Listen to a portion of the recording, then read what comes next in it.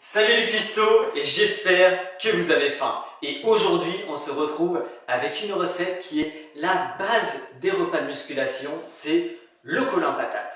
Alors le problème du colin c'est que ça n'a pas beaucoup de goût, alors aujourd'hui on va le cuisiner pour lui en redonner. Pour cette recette on aura besoin de très peu d'ingrédients. On aura seulement besoin de 200 g de colin, de la crème allégée, de 200 g de pommes de terre, d'une cuillère à soupe d'huile d'olive et d'un demi-citron. Le colin est très riche en protéines et faible en matière grasse, comme le saumon. Par contre, il a l'avantage d'être bien moins cher, ce qui reste quand même un avantage non négligeable. C'est parti!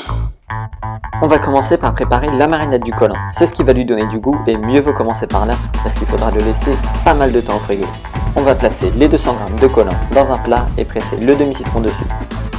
Pensez à bien le presser dessus et pas juste à côté pour qu'il boive bien le jus. Même s'il a un goût acide, le citron aide à lutter contre l'acidité sanguine. Alors quand on sait que les protéines ont tendance à l'augmenter, si vous en mangez beaucoup, n'hésitez pas à boire un petit peu plus de jus de citron. Une fois que c'est fait, on va verser une cuillère à soupe d'huile d'olive et le filmer avant de le mettre en frigo pour éviter que l'odeur ne s'imprègne dans tout le frigo. Il va macérer dans le citron et l'huile d'olive, ce qui va le parfumer et l'attendrir. On va le laisser mariner pendant environ un épisode et demi des Simpsons, soit 30 minutes. Alors moi je vous dis à tout de suite. J'espère que votre épisode était cool. Maintenant on va revenir dans la cuisine. On va retourner le colin et on va le relaisser mariner pendant 30 minutes. Par contre, cette fois, on va rester dans la cuisine parce que pendant qu'il finit de mariner, on va s'occuper du reste pour gagner du temps.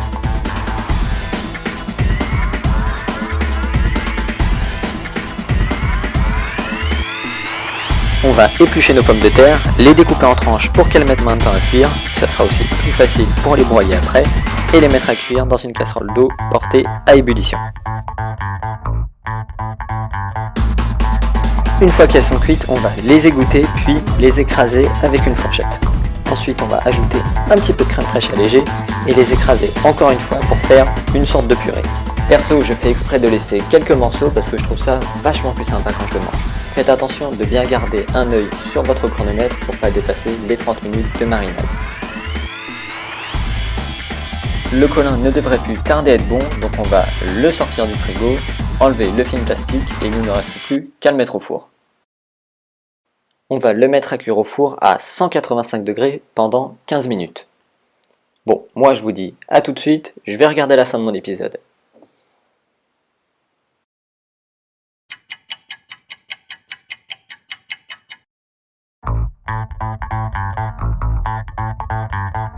C'est bon, mon épisode est terminé, alors on peut le sortir du four et il ne nous reste plus qu'à le mettre dans l'assiette.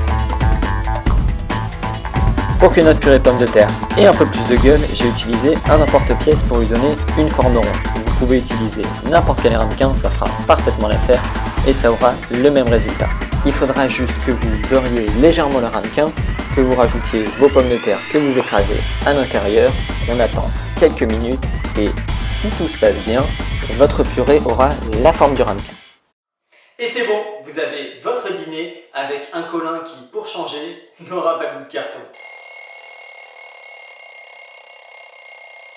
Les amandes contiennent 20 g de protéines pour 100 g.